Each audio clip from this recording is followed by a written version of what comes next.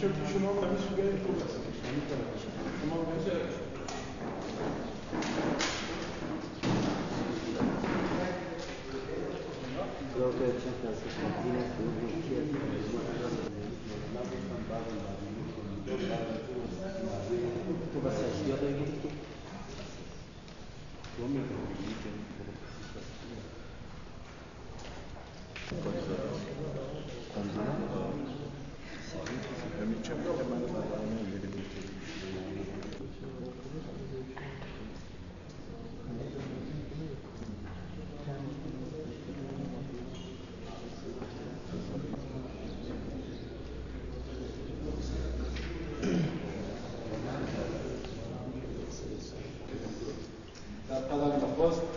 از محترم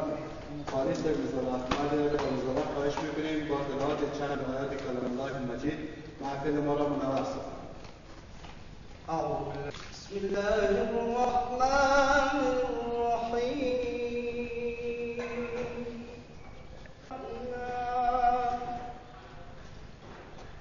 ربنا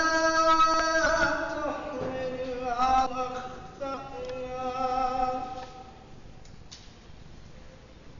ربنا لنا وارحمنا گفایتان و گفته خودتان که میگین در مورد از این برنامه روشن طبیعت که من اگر وظیفه‌ای امانت دار پارلمان نداشته باشم من هیچ کار در این فدراسیون هستم. از آقای مجیدی جان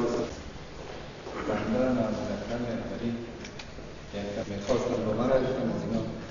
خواهش کنم جناب آقای مجیدی را تشکر بینیاز و متعال و اجازه هیئت محترم رهبری تشکر. دوست دارن برای رای بتن استعمال میکنن و ورق به صورت فقط میتونید در قسمت رای یا یک نفر اول ما آقای فرهاد مجیدی، نفر دوم سیدو زوریست که آقای محمد اکرم اکبری از رای خود انصراف پذیرند و نفر آخر کمال ناصر کرور هستند. شما میتونید یا تیک مارک یا سوادسایی یا یک علامت در داخل این چوکاتایی که ترتیب شده در اینجا رای خود استعمال کنید. بعد از اون شما صندوق رای دیگه در این چیز برآورده که مشکل فکر کرده یا خالصی که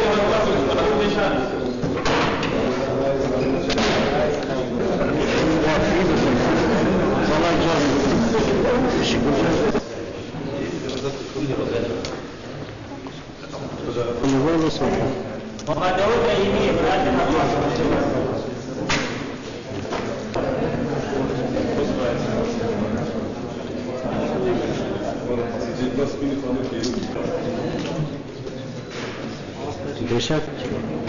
سجلوا صلاة مجيء هذا غير منقول أخرجه ولا تقول تركيز كريم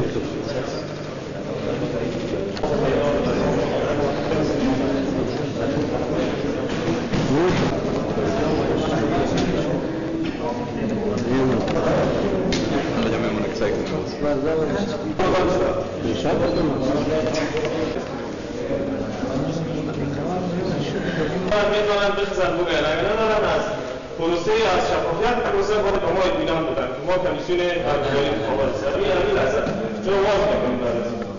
سوال چیزی کنم داره نامه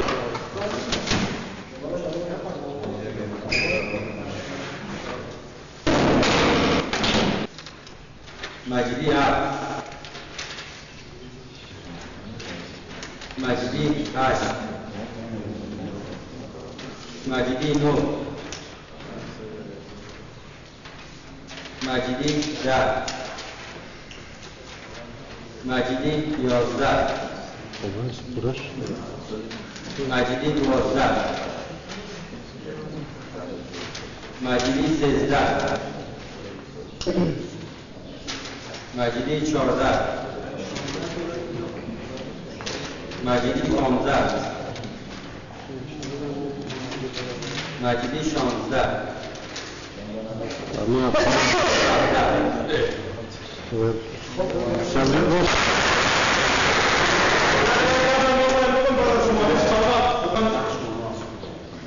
برای اینا میخواید که بگوید به این معنا نیست که اینا فعلا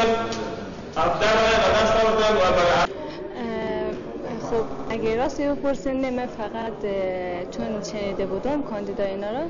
بعد وقتی که داخل از این محوطه شدم اونا رو دیدم و وقتی که اونا پلان کاری خود برام گفتن یا تشریح دادن، اون وقت من آشنایی کامل باز پیدا کردم. ما روی تلفن تمام مامورین ورزشی ولایت از آمر ولایت بگیرین و شما شخصا با امیر ورزشی ولایت بر تماس شوین که شما هر کدام شما رئیس این فدراسیون خواهید بود و من می‌فهمم که تشکیلات چون خب با هر فرد نمازی و شکل نمایشی نمی‌فهمم ما شما کار کنیم از این لحظه